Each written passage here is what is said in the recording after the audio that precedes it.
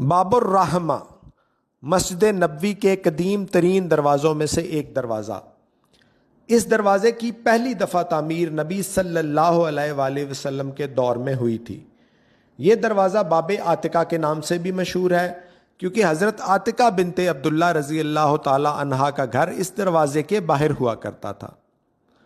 زائرین اس دروازے کی زیارت تو کر سکتے ہیں، لیکن حالیہ دور میں صرف ان زائرین کو اس دروازے سے گزرنے کی اجازت ملتی ہے جو ریاض الجنہ کی زیارت کرنے کے بعد مسجد کے اندرونی حصے سے مسجد کے صحن کی طرف کو باہر نکل رہے ہوتے ہیں۔